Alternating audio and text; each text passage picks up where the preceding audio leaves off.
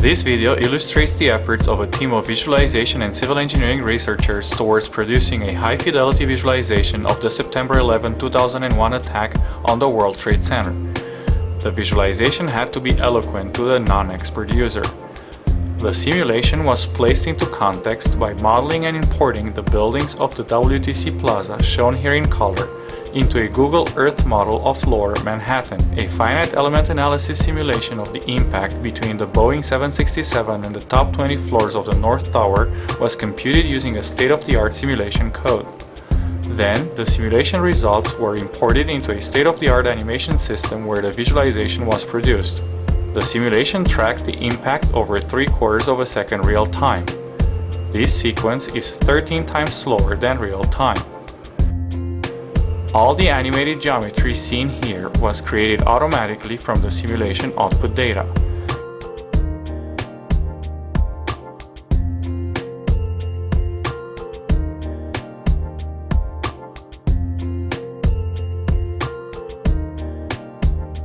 This sequence visualizes the aircraft trajectory between the facade and the structural core of the building.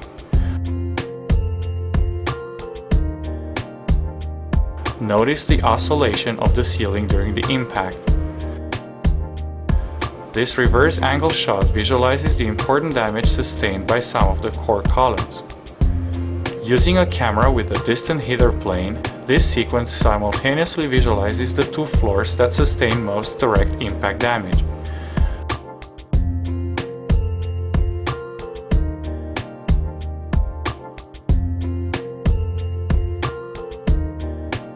Notice the right engine titanium shaft, which traverses the building virtually intact.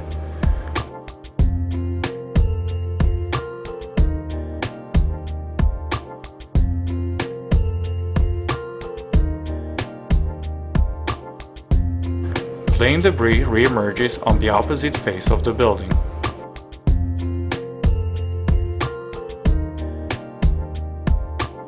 The jet fuel in the central and two wing tanks was simulated using smoothed particle hydrodynamics, or SPH.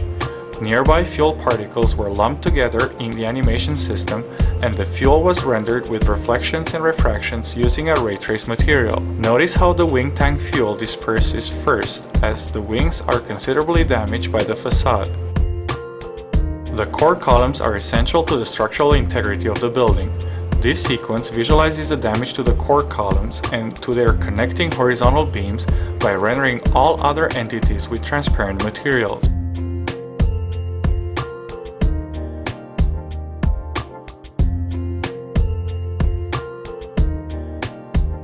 Here are the core columns exclusively.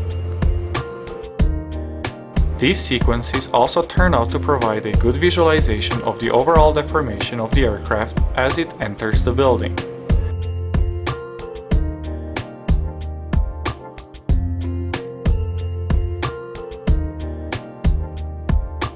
The simulation did not consider the effects of the explosion and of the ensuing fire. Here, the fuel particles were used in the animation system to automatically produce a plausible fire visualization. As can be seen in this side-by-side visualization, the simulation fuel particles control the fire computed by the animation system.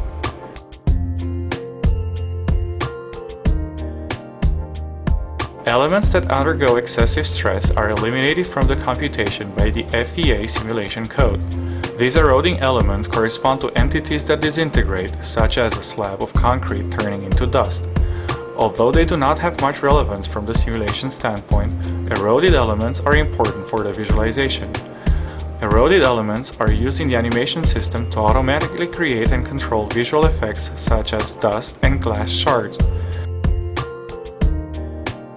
The visualization produced leverages the strengths of a state-of-the-art simulation system, which models the interactions in detail based on physics' first-order principles, and of a state-of-the-art animation system, which produces a high-quality visualization of the simulation results. This was made possible by developing a scalable translator that automatically converts the simulation output data into an animation scene. The translator is general and reusable in the context of other simulations.